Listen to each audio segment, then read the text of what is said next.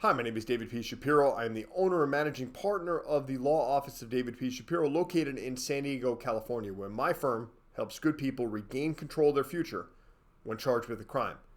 And in this video, the first week of December 2020, I want to provide some information as it relates to what's going on at the San Diego Superior Court if you or a loved one have a pending criminal court case in state court.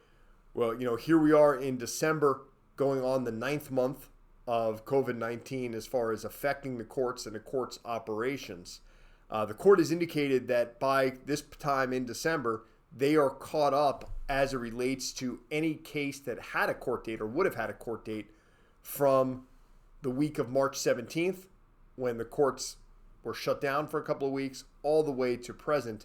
If you would have had a court date by then, you should have had a court date already, where the court would have addressed it. So if you're like, wait a minute, I'm listening to this video, I had court in October, I've heard nothing from my lawyer, I've heard nothing from anyone, you want to look into that immediately, because in all likelihood you did have a court appearance, you just weren't there for it.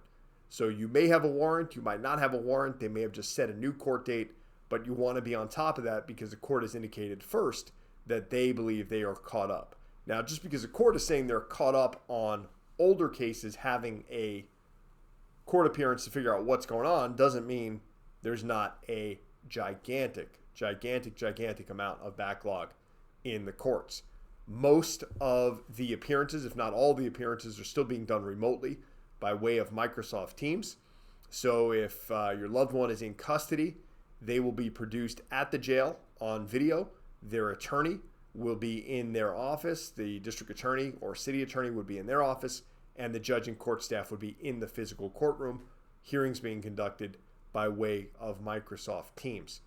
If you are out of custody, or if your loved one is out of custody, out on bond, or awaiting their first court appearance, in all likelihood they will be allowed to appear by way of Microsoft Teams.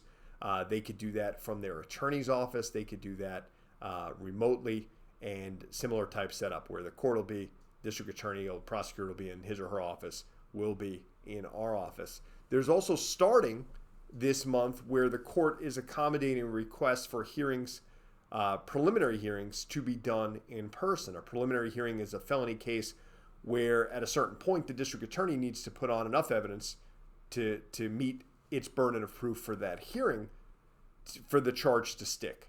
Okay, it's not trial. It's significantly less of a burden than what we see at trial.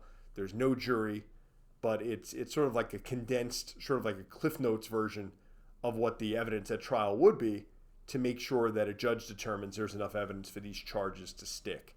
And the courts are starting to accommodate those requests for a live preliminary hearing.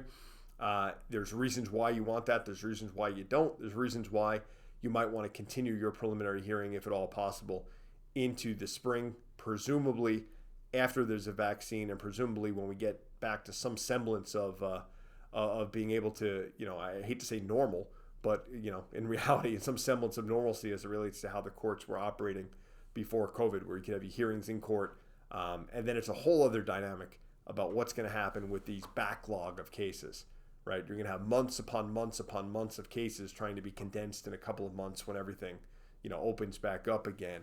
And now more than ever, it is essential that you, if you or a loved one are facing charges, knows what's going on with your case, knows how the current situation at the courts can be in your favor, how the current situation at the courts could actually hurt you, and develop a strategy and a game plan working with your attorney moving forward to make sure you put yourself, your case, your future in the best position possible. So if you have any questions about what's going on at the San Diego Superior Court, particularly as it relates to criminal case or criminal court, how this could help your case, how this could hurt your case, need some information, want to move forward, or at least learn a little bit more about possibly moving forward with my firm, please give us a call at 619-295-3555.